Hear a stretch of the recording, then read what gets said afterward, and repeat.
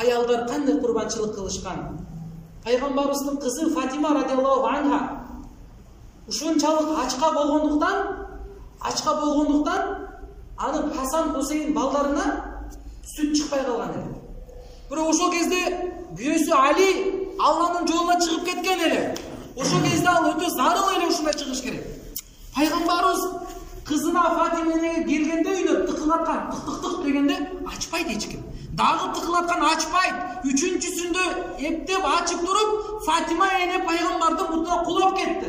Ой, пайгамбарыбыз кызым не болду деп тургузуп үйүнө киргизди. Үйүнө келсе Хасан Хусейн немерелери онтоп жаткан эле. Ыйлайын десе үйүн чыкпайт. Ыйлайын десе көздөн жаш чыкпай калган. Онтоп эле бир бала болду.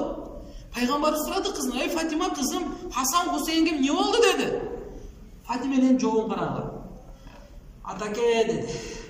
"Сиз менин жөн эле ата эле гана болсоңуз, аны айтпайт элем. Балдарымдын таятасы эле гана болсоңуз айтпайт элем. Күйөөмдүн кайнатасы эле гана болсоңуз айтпайт элем. Бирок сиз менин пайгамбарымсыздар. Пайгамбар сураганда жооп бериш керек деген өкүм бар. Ошондуктан гана айтып атам, болбосо айтпайт элем.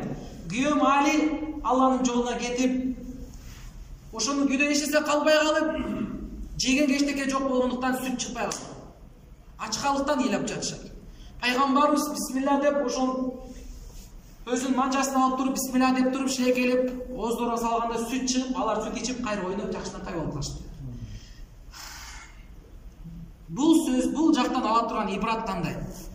Күйөөлөр даватка чыкканда бир аз сыноо келип калды, свет өчүп калды, бир нерсе келип калды. Эгерде бир аз ушул кыйынчылыкка сабыр кыла турган болсо, кошунаңа айтпай, ата-энеңе айтпай, арызданбай сактап, биз Фатима энени сактай турган болсок, кыяматта иншалла Фатима энеме эле чогуу мейишке келип атышат. Фатима эне чогуу эле. Фатима эне ушунчалык уяттуу болгон эле.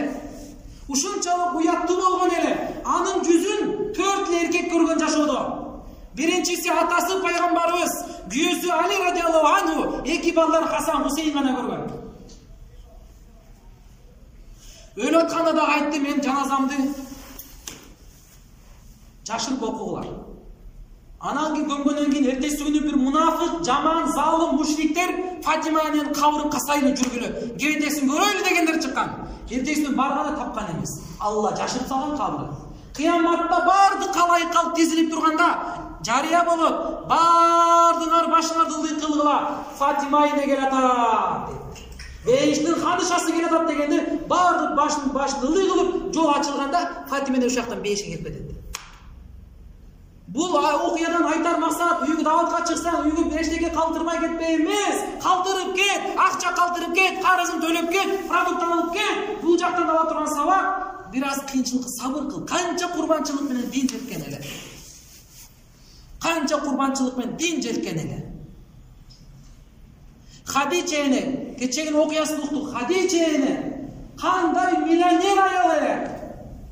Кандай бай аял эле. Бирок бойкот болгон жыл 3 жыл кыйынчылык, ачкачылык замана эле. Хадича эне bir gün emez, 2 gün emez, 3 gün emez, 4 gün emez, 5 gün emez, 6 gün emez, 7 gün eç nerse jebey ачкадан өлгөн.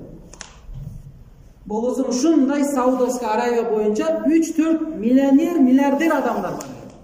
Акыры ачкалыктан өлгөн. Жибраил периште өзү келип пайгамбарыбыз айтты: "Я Расулаллах, Хадичага салам болсун" dedi. Алла Хадичеге салам айтып атат dedi. Пайгамбарыбыз айтты: "Кайсыл үй бүлөдө Хадича деген кыз болсо, ушул үйдөн эч качан жакырчылык болбойт. Бул Хадиченин берекетинен" dedi да.